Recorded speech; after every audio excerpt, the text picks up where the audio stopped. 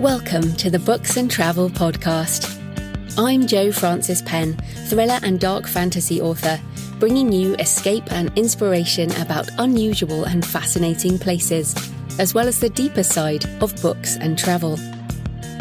You can find the episode show notes at booksandtravel.page, and if you enjoy thrillers set in international locations, download one of my ebooks for free at jfpen.com/free.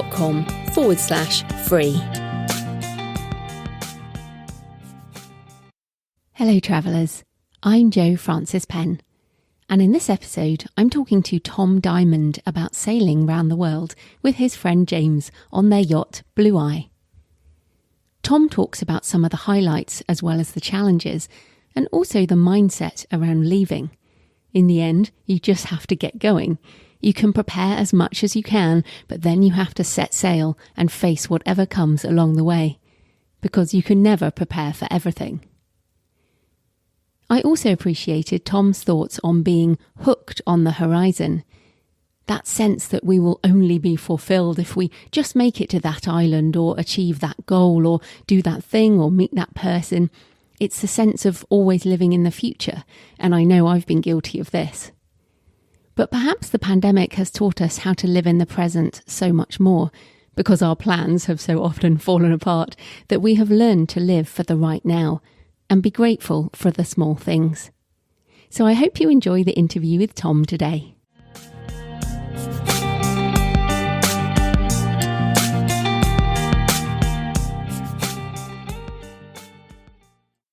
Tom Dymond is the author of Wrongs of Passage and Hooked on the Horizon, Sailing Blue Eye Around the World. So welcome, Tom. Hi, thank you for having me. Oh, it's great to have you on the show. So let's start out with a big question. Why did you want to sail around the world, and what drove you to the sea? Well, I was already on the sea, actually, in one form already. I was working on a super yacht as a deckhand on one of these great big things that are owned by the millionaires. And so I was already getting my taste for the ocean and what it offered, but it didn't have as much freedom, I suppose, as I would have liked. It was a hard-working job. It was a great job, but it was hard work. And at the same time, serendipitously, two of my best mates from school who were back in England had thought to buy a boat of their own and do their own travels on that. So as soon as they told me what they were doing, I twisted their arms and made sure that I was allowed to be involved. And yeah, there was never a moment, I don't think, where I wasn't keen to do it. So yeah, it all came about not really because of me, but the stars aligned and I jumped at the opportunity. Well, then we have to go back even further. How were you working as a deckhand? I almost feel like there's something that drives people to the sea. It's a certain, I don't know, character thing. Yeah. I had no experience of the sea up until then. It was just a bit of nepotism, really. The opportunity sort of came to my door, and it wasn't one that I wanted to shirk away from, having just come out of university and knew I wanted to do some travelling, and being a deckhand or a stewardess for young people is a great way to earn a bit of money and see a bit of the world. So it was a really wonderful opportunity, and I loved it. So tell us about the boat Blue Eye, because you mentioned there that the super yachts obviously were really, really massive, but I don't think that's the size of the boat you were sailing in. No, yeah, that's right. Blue Eye was a Nicholson 32, which means that she was a Nicholson design and was 32 foot long, which is roughly 10 meters for those that don't know. So when she was built in the 70s, that was a reasonable size, but nowadays cruising boats tend to be much, much bigger. And certainly in comparison to the size of the boat I was working on, it was a very different life. But, you know, she was great for what James was my friend who owned the boat, for the purposes that we needed her for. She was perfect, really, because she's a really, really sturdy. Nicholson was a very reliable design. In the 70s, they were building them with fiberglass and they hadn't been using it for too long. So their philosophy was just stick on as much fiberglass as possible so she won't break, which was brilliant. So she was really seaworthy, but she was quite slow, which was a drawback, but we weren't necessarily in a rush. So yeah, she was brilliant for what we needed, albeit a little bit on the smaller side. Yeah. So, well, describe it a bit more because I know I've been on boats, but a lot of people haven't. Like, were you and James sharing a little cabin, or were there bunks down there? What was it like to live on the boat, to call a boat home? There was sort of two separate rooms. There was the fore cabin where one of us would sleep alongside a whole load of stuff that we would shove up there because there was no other space for it. And occasionally, if we were, trying to sleep at sea and the boat would tilt over, all of that stuff would come crashing down upon you. So the fore cabin wasn't necessarily the best place to be. And then back from there, there was a small heads, as they call it in nautical terms, which is the toilet. And then that was a very small area. And then back from there again was the main cabin where the other one of us would sleep. And that had everything really that we needed to live. That had a small little galley or kitchen, which included an oven with a couple of hobs and sink and a little place for all our food to go.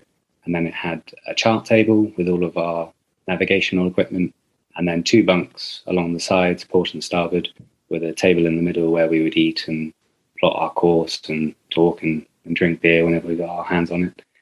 So yeah, she was everything we needed, but small. Everything you needed and nothing more. Yeah, exactly. Yeah. So how did you work up to that circumnavigation? Obviously, you had some experience as a deckhand, but that's not quite the same. So what did you have to learn? Well, on my part, I'd had to learn more or less everything. James grew up sailing with his dad, and his dad was, supporting us from the beginning, or supporting James from the beginning of this whole thing. And he really showed us the ropes, so to speak, and James in particular, and got James into a position where he was ready to take Blue Eye out on his own and skipper it. So he would do a lot of weekend trips with friends. And that was whilst I was still working on the super yacht. So whilst I was on the super yacht, I did a day skipper course, which is run by the RYA, which is a 5-day course which allows you to skipper a boat in coastal waters. So that was my first sailing experience, apart from the odd bit of dinghy sailing here and there. And then because the super yacht, was a motor yacht, so there was obviously quite a distinction there. And then when I came back to England and joined James, he really taught the rest to me, really, as much as he knew. And we were really determined to be as ready as we could be, obviously. You do hear on the YouTube channels quite often people who claim to have left land without any idea as to what they're doing. I'm not really sure if that's true, and if it is, it's not very sensible, because obviously the sea can be a dangerous and strange place. So we really wanted to make sure we were in the best condition we could be, and that the boat was in the best condition as well. So that involved all sorts of work to it, from getting the rigging replaced, getting the engine replaced, having the sails checked, making sure the electronic navigation would work and the electrics would work. So you have to really go back to basics and learn everything from the start, because everything has to work, and you have to have good enough knowledge of it that once you're out there, you know how to fix it or how to bodge it, as we would often do. And of course, if one of you was sick or injured, the other one would have to do it on their own, basically. Yeah, exactly. And there were certainly times where one or the other of us were down with seasickness, and it was up to the other person. I mean, that would quite often, luckily, happen when we were far away from land, and that, I don't know if that might sound bad, but actually there's less to bump into. Yeah, well, exactly. Ocean sailing or open sea sailing is kind of the best stuff, really. Like, there's not too much that can go wrong. Whereas if you're going around the coastline and one of you's being sick or has broken something, or that would be really hard. Unfortunately, we never had that situation to deal with, because the open ocean is easy, really. It's the rest of it that's the trouble. Which is really interesting. Oh, okay, so you've mentioned seasickness. We have to talk about that, because I have been seasick when I did a blue water trip from Fiji to Vanuatu, and it was about 12 hours of really, really wanting to die, and then passed. It passed, and it was fine for the rest of the trip. And so but also there's medication and things, isn't there? So what did the pair of you do about that? It sounds like you've had a few bouts. Yeah, well, the first lesson that we had to learn was not to have too many beers the night before, I think, because that was really that doesn't count. It was really interesting, actually. I think it depends on the individual, because I would quite often get seasick on the super yacht I was working on, because the motion was a very sort of prolonged roll. But on Blue Eye, which was much smaller, the motion could quite often be quite choppy. And that didn't seem to bother my inner ear too much. Unfortunately, it did bother James's inner ear a bit more often. But he's of the type where he knows that he just has to kind of get up and get on with it and deal with it. And so, yeah, I mean, he would try and preempting it was always the best thing to do. Make sure that you take your seasickness tablets in advance, I think, because once it's on set, I think it's with you then, and you just have to wait it out. And it will eventually go. My stepdad was unfortunate enough to have it for about a week, I think, when he joined us for our Atlantic Ocean crossing. And I had sort of lured him on with the idea that it was going to be a really gentle, easy way. I mean, I was saying just a moment ago that I love the ocean sailing, but unfortunately for him, on that crossing, the first week, we were just battered by winds from every direction, and it was really, really unpleasant. And he spent the whole time dangling over the side of the boat, and James and I were trying to feed him crackers and water, but he wasn't having it. But eventually he got over it. So sometimes you just have to wait these things out, I'm afraid. Yes. Yeah, I found it did resolve. But yes, medication, people listening, if you want to go do this type of thing. But what were some of the highlights of the journey, the things you still remember? Oh, wow. Well, sport for choice, really. So I suppose to give a synopsis of how we went, we did across the Atlantic to the Caribbean, through the Panama Canal, down through the Pacific Ocean to New Zealand, where we waited for the cyclone season to pass through, which was 6 months. And then we went back up through Southeast Asia, across to Sri Lanka, across the Red Sea and up through there, through Suez Canal, through the Mediterranean, through the French canals, and then back to England. So from all that, I mean, we were so lucky to do all of that and see the things that we did. I think the area of the world which I would not hesitate to be dropped back into would be the Pacific. It's another world, really. It's an amazing place. And in particular, the ocean crossing from Galapagos to the Marquesas, which took us 24 days, which was quite quick, actually. We were quite pleased with it. But we didn't see another soul for that whole time that we were out there. It was just me and James and another friend of ours who joined us frequently throughout. And it was just brilliant. It was just three mates hanging out on a boat, and the weather was perfect the whole way.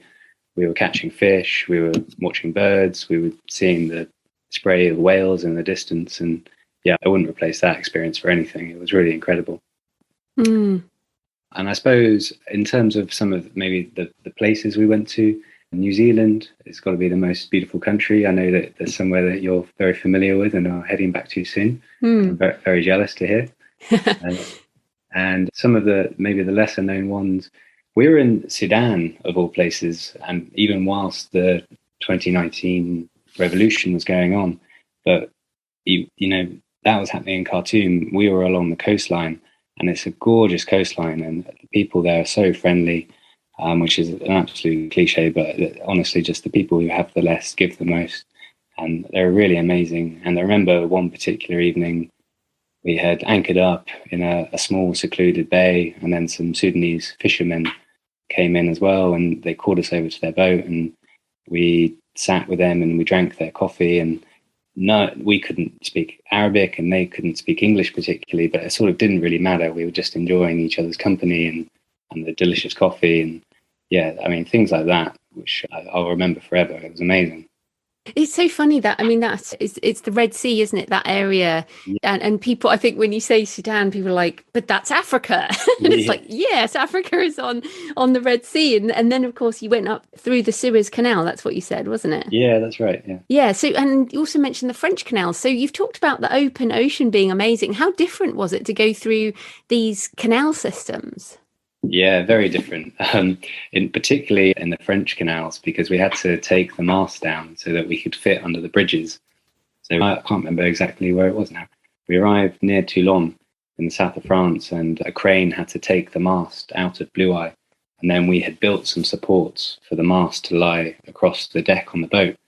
And then we sort of lashed everything that was otherwise, not secure onto the mast and set up through the canals. Thinking that it would be a very serene and easy way to get home. But it actually turned out to be a lot of hard work, because going up and down the locks in Europe is hard. And we were hit by a couple of heat waves as we went, which really knocked it out of us. I think it was when France recorded 46 degrees that summer. So that was far too much to bear. So, I mean, absolutely beautiful way to travel through France, but not as easy as we'd thought, because when you're on the ocean, there's not much to do. You set the course and then one of you stays awake in the cockpit, and that can be hard at times. The sleep can be lacking, but in general, you get into a routine, and ocean life is relatively straightforward. But going through the canals, there's so much to think about, and constantly relying on an engine, which occasionally was prone to breaking, and occasional running aground in the canal, because that summer was so hot, actually, one of the waterways was shut because there wasn't enough water in the reservoir to top it up. So there was a moment where we thought that we wouldn't actually be able to squeeze through and we would have to turn around. But yeah, I mean, that was one of the fantastic parts of the way that we traveled, was it was so varied, crossing oceans, going down coastlines, going up rivers and through canals. Yeah, we were so lucky to be able to do it. Well, when you're visiting all these different places, I mean, I feel like now, sort of post-pandemic, even globally, we might be in more of a contactless payment world. But did you have to take different currencies, and or were you relying on US dollars, for example, in different parts of the world? Yeah, good question. US dollars work everywhere, as you can imagine. So it was a good idea to have a stash of them. Most places have been touched by globalization now. It was an astonishing thing to see, even out in the isolated islands of the Pacific. Almost everywhere would have sort of satellite dishes and solar power and some form of internet connection.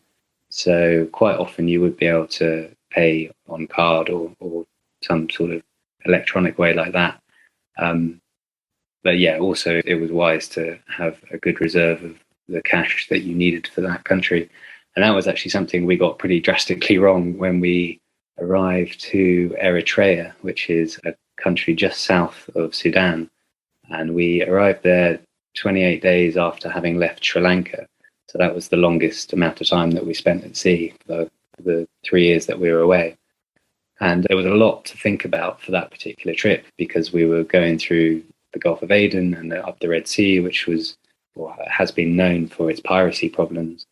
And so there's a lot of admin involved. You have to be in touch with the international navies, and you have to let the countries know that you're coming. And there was a lot to think about. And the one thing we forgot to think about, or I forgot to think about, in fairness, because that admin tended to be my domain, was that we might need some cash when we arrived. And when we did arrive and we didn't have any cash, it was quite obviously a problem, because at the time, there was only one cash point in Eritrea, and that was in the capital. And to get to the capital, you needed to have a visa. And to get the visa, you needed to pay in cash. So there was no way that we could get it. So that was really sad, actually, because we ended up having to leave Eritrea, which it was our first taste of East Africa, and it seemed wonderful. But without the money to pay for a visa, we weren't able to stay. So we had to take back to sea again, which was not really what we had in mind, having just spent a month out there. And we went to Sudan, and luckily we had, actually James's dad had got in touch with a yacht agent there called Mohammed, and he greeted us, and he came and lent us a whole load of cash, which was so generous of him, so that we could get to the bank. And our parents had transferred us money by Western Union, which was not something that I'd ever used up until that moment. And we were able to pay back Mohammed and get over the fact that we hadn't had any. It was such a small amount of time to not have any money. And obviously the horrible thing about it is that we were these wealthy Westerners coming to East Africa, and we were having to borrow money from these people who didn't have very much. Oh, goodness. Yeah, and it was a really strange and unpleasant situation to be in, and it put things in perspective, as you can imagine. Yeah, and it's interesting because, I mean, you talked at the beginning about the life of the super yacht and you didn't have enough freedom. to do the things you want to do. And then what you're talking about there is, we do live in a world where borders are really important and currencies are important, and all these things do. I mean, in the romantic sense, getting on a boat and sailing around the world is one wonderful idea. But then there's all these practicalities that mean it's not just freedom and the open ocean, is it? No. It was, we quite often felt a bit peeved on the admin forms that you would have to fill in when you arrive to a country. You'd have to fill in your employment status, and we were obviously unemployed, but it certainly felt like a full-time job a lot of the time, and it didn't really feel like that was a justification of what we were doing. So I know what you mean.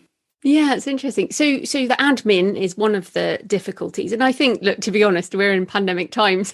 And as you mentioned, we're going to New Zealand soon. And there's a lot of admin, even to get on a plane these days as well. But were there any sort of other things that stood out as difficulties? I mean, those are things that weren't even to do with the boat, really. Did you have any interesting difficulties with the boat? You mentioned earlier, you said the sea is a dangerous and strange place. Did you have some difficult times out at sea? Yeah, we did. Only a few that were so bad as to feature heavily in the book that I wrote about the trip. But I think you get used to the conditions that you're presented with, and you do just have to get on with it, because once you're out there, there doesn't tend to be many places you can hide from it.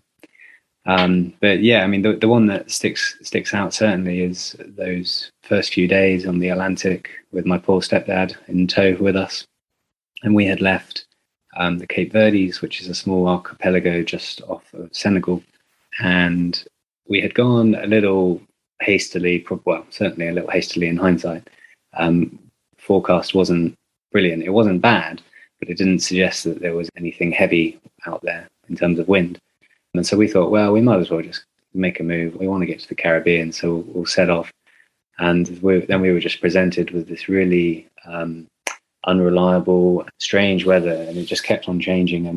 And it built over the course of a morning to the point where we were sailing down 45 knots of wind, which was pushing up this really horrible sea. And the only sort of saving grace of it was that it was coming from behind us. So if you're sailing with the weather, then it's nowhere near as bad as sailing into it. So it could have been a lot worse, but it was not something that we were very much enjoying either.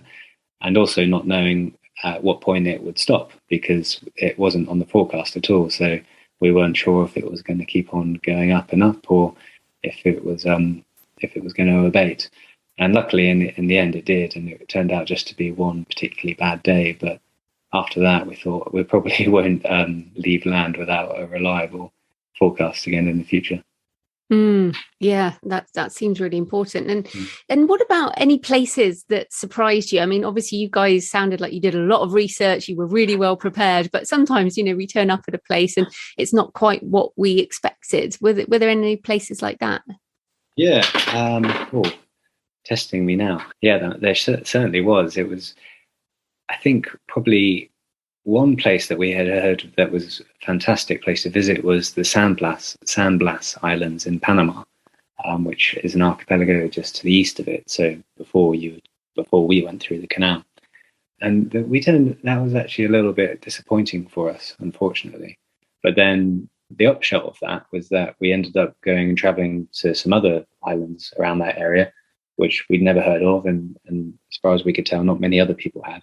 And they transpired to be fantastic. So, yeah, it was always a case of we'll try and figure out where we would like to go and what's recommended, but not so recommended that it's going to be really busy, which in the Caribbean in particular is a difficulty because there's a lot of boats there. But yeah, we would always just try and approach a new place with an open mind and figure out what it was all about. And invariably, most of the time, we had a great time there.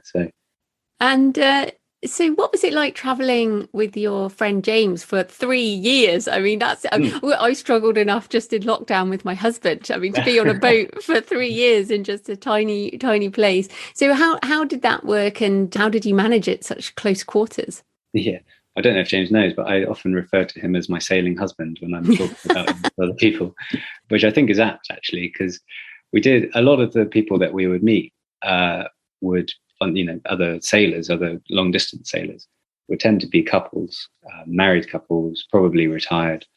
And it was funny how there was this division of labor amongst them. The men would tend to do the engineering jobs, the technical jobs, and then the women would tend to do sort of the admin-y things, not to perpetuate any gender stereotypes, but that was a very obvious thing that we observed.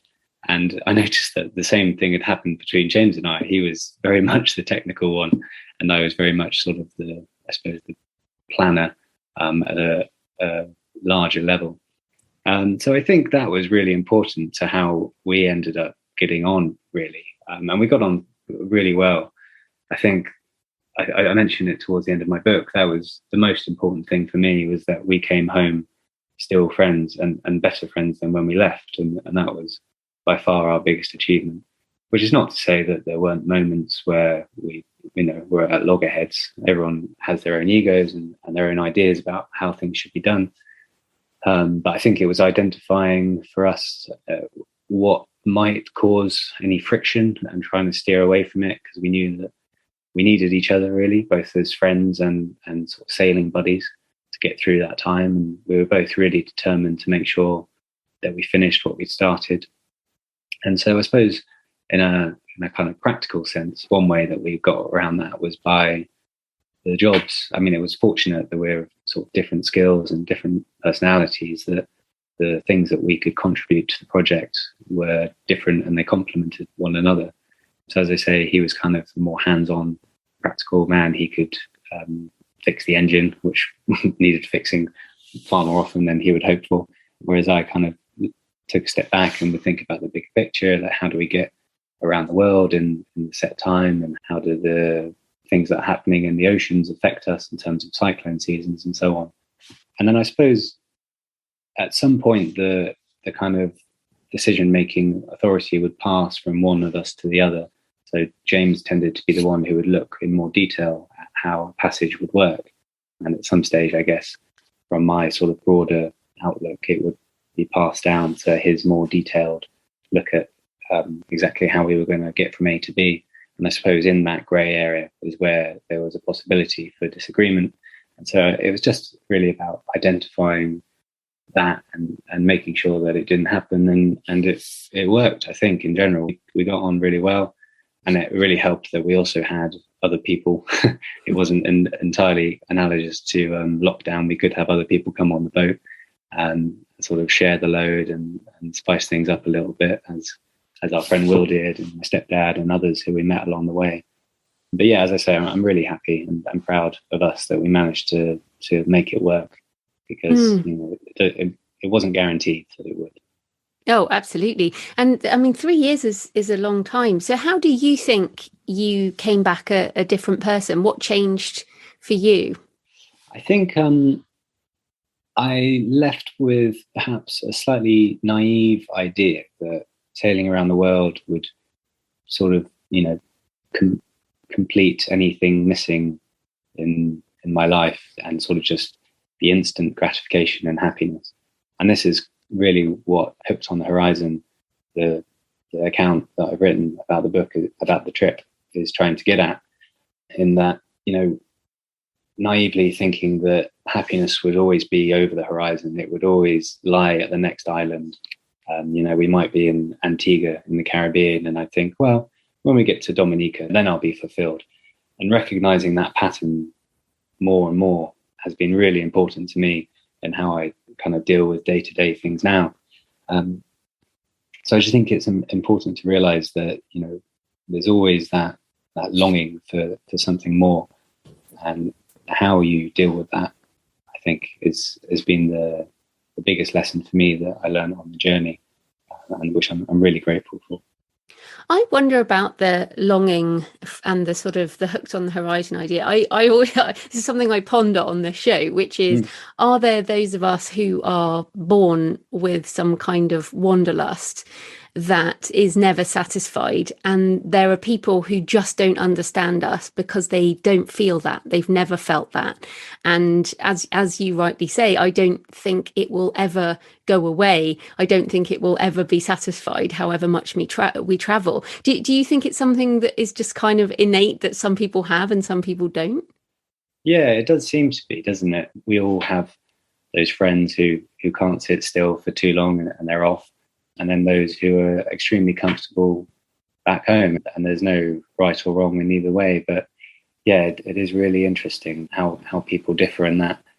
And I do worry for people. I mean, this is something that I really noticed when I returned home, and I felt sated in my travels, and I didn't have any itchy feet for quite a long time. And I mean, going through a lockdown sort of helped, because any possibility of leaving the country was swiftly removed. But before that happened, speaking to a lot of friends about what they wanted to do, and I kind of wanted to warn them off slightly, you know, this idea which I recognized in them, what I think was in me prior to leaving on Blue Eye, that the idea that I'll get happy if I go off over there kind of thing. And so that was really what inspired me to take that angle with the book, because I think it's a really important lesson to learn, and it's not something that everyone struggles with, and I'm envious of those who don't seem to struggle with that. I think, to be fair, James probably wouldn't say that he went through exactly the same process as me, even though we were on the same boat. I think perhaps that's something that I might have struggled with a little bit more, but it was all part of the learning process, and I like to think I'm a bit more capable now of dealing with those itchy feet and knowing what that might mean. Yes, although now you've turned into a writer, which means you get the excuse of, right, I need to write another book. Where shall I go next? Yeah. I know how that works. Yeah. But I did want to ask you about coming home, because, you know, 3 years, all these amazing things happened. You're just, every day has some kind of rhythm, because you obviously have to move the boat or deal with the boat in some way. And then you get back to England and people are like, oh, great to see you. Oh, I didn't realize you'd been away for so long. That always happens, right? And and they're like, oh yeah, oh nice. They want to see maybe 3 pictures, and then that's about it. So how was the sort of re-entry into life when you got back? Was it a sort of massive anticlimax, or did you find that contentment you were talking about? I guess a little bit of both in some way. It was such a drastic change. I mean, one day we were sailing across the English Channel back from France, and the next, it was, well, within a week, was living back home with Mum for a bit and planning what to do next. So it was a very strange moment, but I was fortunate, I think, in that I knew I wanted to write the book, and in many ways also the trip was probably the perfect length, because I was ready to come home. I was starting to really miss family and friends and community and, you know, English pubs and all the things that you think about when you're away and you're a little bit homesick. And so it was the right moment, and things kind of fell into place for me after that. I moved to Bristol, which is where lots of my friends are living, and that's been wonderful. It's a brilliant place to live. I became a postman, which is a great job to have, and particularly good to complement writing a book. So yeah, no, I really tried to take it in my stride and to appreciate the memories that I had gathered, but also to kind of do as I was preaching, to remember that any desire to go off again is really only filling in something which might never actually be completely filled in some way. So it wasn't too bumpy a ride coming back to land, and I've really loved it, actually. It's been really nice to be back in the UK. And the other thing that you get when you have been away for a long time is you appreciate what is on your doorstep. You know, England and Wales, well, Wales is close to where I am, but I've heard Scotland are all incredible areas to travel of the world, as people have been finding out now that staycation is the thing. But, you know, you really do gain an appreciation for what is right before you, which you might not have noticed. And so that's been like another great thing about the whole trip. Glad you said that, because I left in the year 2000 and came back in 2011. So I did pop back a few times during that, 11 years to visit family. But we moved back here in 2011, and we appreciate. My husband's a New Zealander, as we discussed, and Yeah. we appreciate this country so much more for living elsewhere. And it kind of drives me a bit nuts sometimes when my brothers and sisters, who haven't necessarily lived in other countries, although some of them have, that they say things, and I'm like, yeah, but what there are lots of good things and bad things about every place in the world. Yeah. And when we see the pictures, I mean, you mentioned the Caribbean, for example, there are amazing things in the Caribbean, but I'd rather be living here, which some people would think is crazy, right? Yeah, some people do. No, yeah, you're right. I don't know. We're all just built differently, and some people want to go off and some people want to stay. I think it's always worth exploring a little bit if the opportunity is there, and you can afford to do it, or there's no responsibilities tying you to a place for a while. Then I think travel in and of itself is a wonderful thing. There's so much to be learned there, and you can always bring those lessons back home and bring those memories back with you as well. For sure. So I know a lot of people dream of sailing around the world, but there's a lot of things to think about, and I think fear of all kinds of things. So what if people are thinking about, I would really like to sail around the world, and they're afraid, what would you say to kind of help them along the way? I suppose that you'd be surprised how many people are actually doing it. There's a huge community living at sea, all types and creeds. There's young families, there's elderly retired couples, there's young folk like James and I. So there's a lot of people doing it. It's getting safer all the time with the technology that's available. The forecasting, I mean, people from England don't really believe me when I say this, because I think we've always been brought up to believe that the weather forecasters haven't got a clue what they're on about, which I think is linked to the way or the position of the UK in the world. We get some very temperamental and unpredictable weather, but actually when you're out at sea, the weather forecasting is incredible. It's so precise. Occasionally it goes wrong, as I alluded to with our Atlantic crossing trip, but in general it's very good. So I mean, I wouldn't turn anybody away from the idea of travel or sailing travel. The first thing has always got to be just to begin, because the worst bit is the dread before you take that first step. And I do remember that dread before we left on Blue Eye. And I think if we hadn't had a big party where we invited our friends and family to see us off, I might well not have decided to go. I don't know. Just go, I think, has always got to be the advice. Fantastic. Right. So this is the Books and Travel podcast. So what are a few books that you recommend about sailing or travel in general? So I've not read a huge amount of sailing books, actually, I'm sad to say, but there's two that I've really enjoyed. One is Sea Legs by Guy Grieve, which is a really honest depiction of the year or so that he and his family spent sailing in the Caribbean and then subsequently back to Scotland, which is a really fun read. It really inspired me actually to be as honest as I could in my writing, because he's extremely honest, and when he talks about his relationships with certain people in his family, and I would highly recommend that if anyone's interested in sailing books. As I would also Kit Pascoe's book called In Bed with the Atlantic.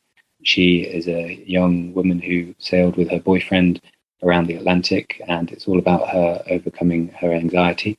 And so that's another very honest account, which I really appreciated. In terms of travel in general, it depends how strictly you're talking about what makes a travel book, but the books that I always return to, and I think of them as travel in some way, and I don't know if I really need to recommend them, because I'm sure many of your readers will be familiar with him, but your listeners, sorry. Gerald Durrell, his childhood memoirs of growing up in Corfu, I think are just brilliant. They're so cozy and funny, and offer an insight into Corfu and Greece in general. So I'm sure people would have heard of him and read him, but if not, then I really urge them towards certainly the first one, My Family and Other Animals. And I would suggest that if you like him, then you might like my book, because I'm heavily influenced by him as well. And then again, this is stretching perhaps the definition of what one would call a travel book, but because it's fictional. But John Steinbeck's Grapes of Wrath is an incredible example, I think, of travel writing, certainly in the middle section. He depicts sort of the rhythm and the cadence of travel in a way that I've not read any other travel writer do. So even though that one is slightly perhaps outside the bounds of what is strictly travel writing, I'd really recommend him as well. Not that he needs any more readers, but yeah, those would be my recommendations. Fantastic. So where can people find you and your books online? So they can find them on my website, which is tsdymond.com. Dymond is not spelled as the stone, but Dymond. So that's tsdymond.com, and it's on Amazon, and it's on eBay now, and it can be requested at your local Waterstones and all the places that you would buy your ebooks.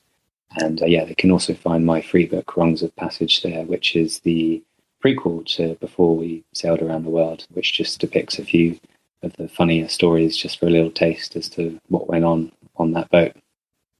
Fantastic. Well, thanks so much for your time, Tom. That was great. No, it's been a pleasure. Thank you so much for having me. Thanks for joining me today on the Books and Travel podcast. I hope you found a moment of escape. You can find the episode show notes at booksandtravel.page. And if you enjoy thrillers set in international locations, download one of my books for free at jfpen.com/free. Happy travels until next time.